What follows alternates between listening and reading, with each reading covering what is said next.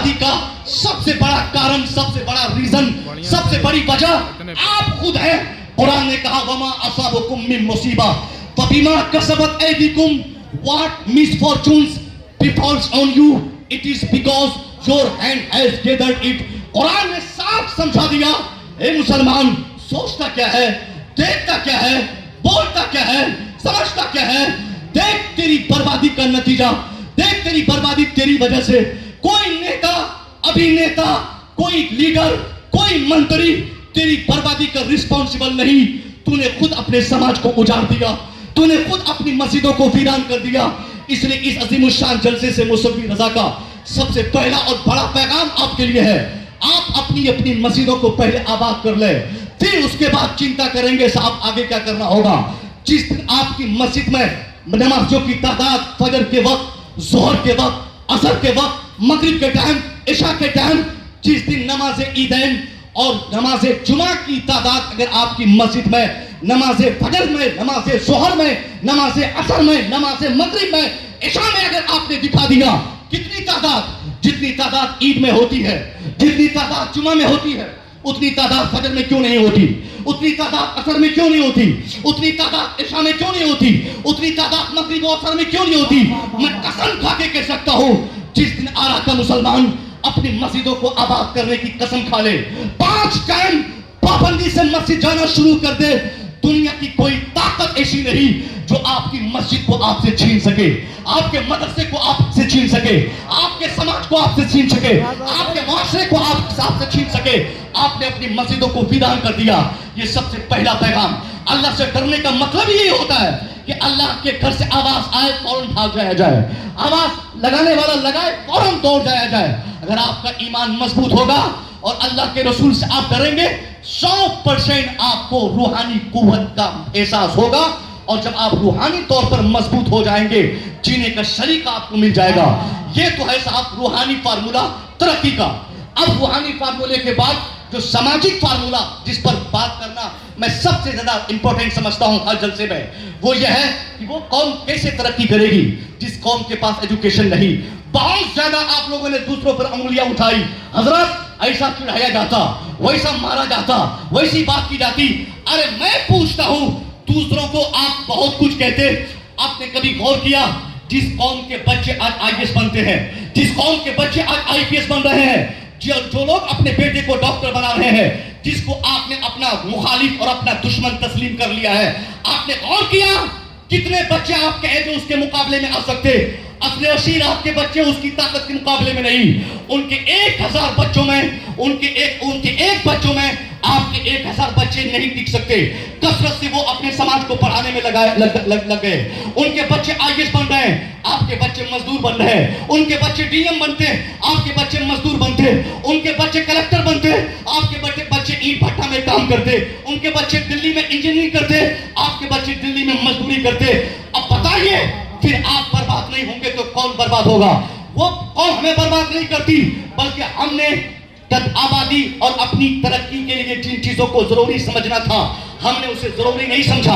आपके यहाँ आरा से जितनी ट्रेनें गुजरती हैं दिल्ली की तरफ, जितनी ट्रेनें गुजरती है आप लोकमान्य तिलक की तरफ, आज मैं जब आया एलटीटी वाली ट्रेन से, मैं गोड्डा एलटीटी ट्रेन से जब उतरा, मुश्किल से रिजर्व सीट थी मेरी, मुश्किल घुसना उस ट्रेन में मुश्किल था। उनमें से जितने लोग बैठे थे वो कोई और किसी कम्युनिटी के नहीं, बेशतर लोग उसमें आपका भाई, हमारा भाई, आपका भतीजा, आपका बेटा।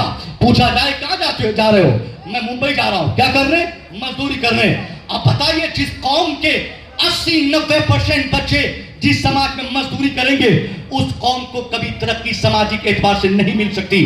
तरक्की का सबसे पहला म्यार आज की 21वीं शताब्दी में जिस चीज को माना गया है, वो सबसे बड़ी चीज और सबसे बड़ा वेपन, सबसे बड़ा हथियार जिसे हम कह सकते हैं, वो एजुकेशन है, वो इल्म है, वो हुनर है, वो फनकारी है।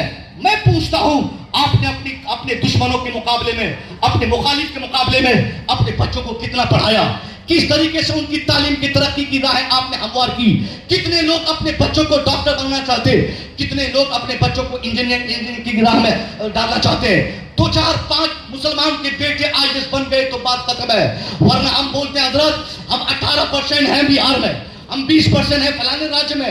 अरे 18% का मतलब कोई कम नहीं होता। 18 और 20 का मतलब होता है 100 में 20, 100 में 18। 20% का मतलब होता है 100 में 20, यानी 100 आईएएस में 20 आपके होने थे, 100 आईपीएस में 20 आपके होने थे, 100 डॉक्टर्स में 20 आपके होने थे, 100 इंजीनियर्स में 20 आपके होने थे, 100 मास्टर्स में 20 आपके होने थे, 100 प्रोफेसर्स में 20 आपके होने थे। मगर आपके कितने हैं? आप अपने ब्लॉक लेवल से डिस्ट्रिक्ट लेवल तक, डिस्ट्रिक्ट से अपने स्टेट के हेडक्वार्टर तक, स्टेट हेडक्वार्टर से लेकर आप पीएमओ ऑफिस तक, वहां तक का जायजा आप करें। आपका बेटा भतीजा 1-8% अगर मिलेगा तो मिलेगा, वरना नहीं मिलेगा। हमारे ब्लॉक में वही मोहन जी, वही राम जी, वही शीतल जी, वही गणेश जी। अब हमें शर्म आनी चाहिए आज के उन सेठों को, खास तौर पे जो अपनी दौलत पर सेठी बगाड़ता है, जो कहता है हजरत मेरे पास स्कॉर्पियो खड़ी है, मेरे घर में फॉर्च्यूनर कार है, मेरा भाई 10 साल से मुखिया है, मेरा भाई 5 साल से सरपंच है, मेरा दामाद 3 साल से मैनेजर है। अरे खाक मैनेजरी तेरी रहेगी, तू बड़ी बड़ी बातें करता रह गया। तू अपनी दौलत पर, अपने पैसे पर, अपनी जमीन पर, अपनी प्रॉपर्टी पर, अपने घर पर, अपनी दौलत पर तू जितना नाश करे तू कर ले। मगर मैं पूछता हूं, अगर तू दौलतमंद था तो तूने अपने बेटे को डॉक्टर क्यों नहीं बनाया? तू दौलतमंद था तो तेरे बेटे आईएएस क्यों नहीं बने? तू दौलतमंद था तो तेरे बेटे इंजीनियर क्यों नहीं बने? तू क्यों आज झोली में डॉक्यूमेंट्स लेकर किसी राम बाबू को तलाश कर रहा है? क्यों तुझे कोई मोहन की खोज है? क्यों तू ऑफिस के चक्कर काट कर तू राम मोहन को खोजता है साइन कराने के लिए? तुझे शर्म आनी चाहिए, डूब मरना चाहिए। तेरे बाप दादाओं के पास अगर दौलत थी तो उसे पढ़ाकर समाज में तालीम के एतबार से कुछ काम करना था, मगर हमसे न हो सका। हमने अपने समाज को सिरे से हमने तालीम के मैदान से अलग करके जाहिलों के समाज में कन्वर्ट कर दिया।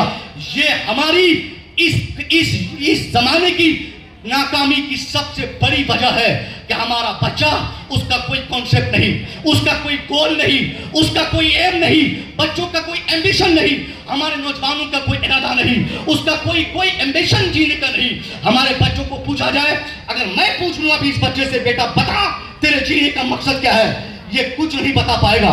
इनसे पूछो तो तू जीना चाहता है, ये बोलेगा हजरत मुझे पता नहीं।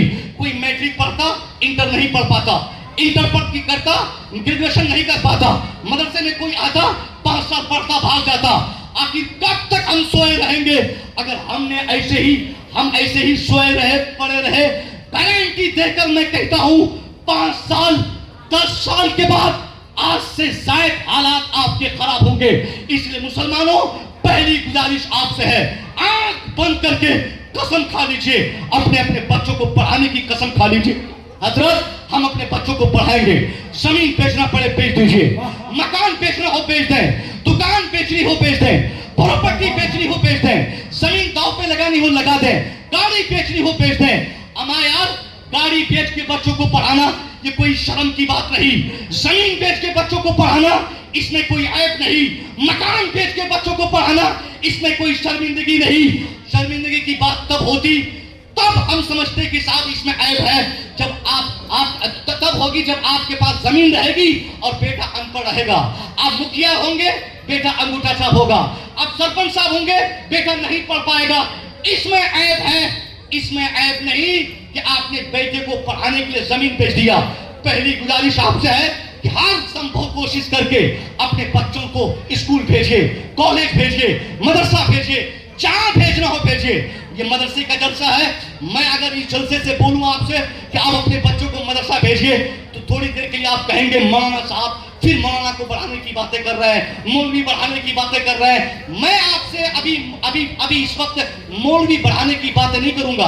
आपका बेटा मौलवी नहीं बना, बहुत बड़ी शिकायत आपसे नहीं है, और बनेगा भी कैसे मौलवी, क्योंकि आपने हमेशा मौलवियों को चिढ़ाया है, गालियां दी है, तंग नजरी के आपके उलमा आपकी निगाहों से आपकी तंग नजरी के शिकार हुए हैं।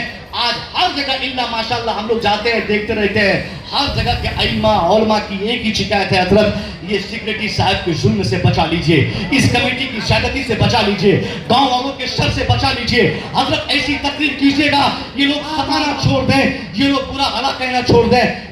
शायद ही कहीं पे इज्जत कंप्लीटली मिल जाती उलमा और अइम्मा हज़रात को, मगर बेशतर जगहों से यही शिकायत है। 4 दिन के लिए अगर कोई सिक्योरिटी बन जाता तो ये सोचता कि साहब हम इस मौलवी साहब के सिक्योरिटी बन गए। नहीं नहीं नहीं, मौलवी का कोई सिक्योरिटी नहीं होता। अरे कसम खुदा की नहीं होता। कोई सदर बनता है, कमेटी का सदर बनता है, मौलवी का नहीं। मौलवी का सदर बनने के लिए 12 साल मदरसे में पढ़ना पड़ेगा, मदरसे में उसको गुजारना पड़ेगा, उसको अली बाता से हाफिज कारी आलिम मुहद्दिस मुफक्किर बनना होगा। ये नहीं कि पैसा था, जमीन थी, मकान था, दौलत थी, सिक्योरिटी का पद मिल गया तो मौलवी पे जमाना शुरू कर दिए। इसलिए लोग मौलवियों को बुरा भला कहते हैं। यही तादाद घटने की एक बड़ी वजह है कि आज हमारे उलमा बिल्कुल मुतासिर हो गए। हर जगह से उलमा को लोग चिढ़ाते हैं, उनको कहते हैं इनकी तनख्वाह सही नहीं। इन बहुत जगह से ये शिकायत मिलती है, अगर कोई हाफिज कुरान है, खूब खूबसूरत है देखने में, अगर हाफिज कुरान है, आप उनका रिश्ता लेके जाइए किसी घर पे, फौरन लड़की बोले ना बोले, लड़की का बाप बोले ना बोले, लड़की की माँ सबसे पहली बात कंप्लेंट में यही डालेगी, नहीं लड़का ठीक है, हाफिजी है, अच्छी बात है, मगर हमें पसंद नहीं क्योंकि लड़के को दाढ़ी है। इस दाढ़ी ने लोगों को तंग बना दिया है। अब इसकी वजह से आज समाज में एक ऐसा गलत माहौल आ गया कि लोग डर से अपने बेटे को मदरसे में नहीं डालते कि मेरा भी बेटा मदरसे में पढ़ेगा, फिर इनकी भी जिंदगी चौपट होगी, जल्दी शादी नहीं होगी, जल्दी ब्याह करने के लिए कोई तैयार नहीं होगा, इनकी तनख्वाह महदूद रहती, इनकी कमाई महदूद रहती, इसलिए कोई भी अक्लमंद अपना दामाद इसे नहीं बनाएगा। बहुत शिकायतें मिलती, लोग बोलते नहीं मेरा बेटा हाफिज बनेगा तो खाएगा क्या, आलिम बनेगा तो खाएगा क्या, मौलवी बनेगा तो खाएगा क्या। ऐसे ही लोगों ने कहा है अपनी मस्जिदों को, इमाम को टारगेट बनाकर कि ये मौलवी साहब बहुत खाते हैं, इमाम साहब बहुत खाते हैं, मौलाना साहब बहुत खाते हैं, दूसरा मौलाना साहब बहुत खाते हैं, अपने बेटे को मौलाना बनाने की बारी आएगी तो साहब नहीं बनाएंगे, खाएगा क्या। इस कॉन्सेप्ट ने हमारे समाज में उलमा की तादाद घटा दिया है। इसलिए थोड़ी देर के लिए अगर मैं मान जाऊं, चलो ठीक है, अगर आपने ये डिसाइड किया है कि मेरा बेटा आलिम बनेगा तो नहीं कमा पाएगा, तो चलो ठीक है, जिस मैदान को आपने कामयाबी के लिए जरूरी समझा था, उस मैदान में आपके बच्चे कितने कामयाब है आप हमको बताइए। आपका बेटा कितना बेटा आपका डॉक्टर बना है आपको बताना होगा, कितने बेटे आपके आईएएस बने आपको बताना होगा। आपका बेटा आलिम नहीं बना कोई शिकायत नहीं, हाफिज नहीं बना कोई कंप्लेंट नहीं, फिर बताइए कि डॉक्टर क्यों नहीं बना, फिर बताइए कि इंजीनियर क्यों नहीं बना, फिर बताइए कि आईएएस क्यों नहीं बना, फिर बताइए कि आईपीएस क्यों नहीं बना। क्यों आपका बेटा मजदूर है? इसलिए कि आपका कॉन्सेप्ट ही गलत था। ईमानदारी से मैं कहता हूं, अगर आपने अपने बेटे को मदरसे में डाल दिया, आपका बेटा आलिम बन जाएगा। आपके बेटे को मदरसा कभी ये नहीं कह के रोकेगा कि तुम डॉक्टर मत बनो, बल्कि मदरसा डॉक्टर बनने के लिए बलंगेज करेगा। आपका बेटा आलिम बनने के बाद इंजीनियर बने, कोई नहीं रोकेगा। आपका बेटा जो भी पढ़ना चाहे, पहले मदरसे में कायदे से, जब तक आपका बेटा 5 साल नहीं पढ़ेगा वो ईमानदार डॉक्टर नहीं बन सकता, वो ऑनेस्ट डॉक्टर नहीं बन सकता, उसमें ईमानदारी नहीं आ सकती। क्योंकि तालीम सिर्फ कुरान की ऐसी तालीम है जिस तालीम के तनाजुर में ये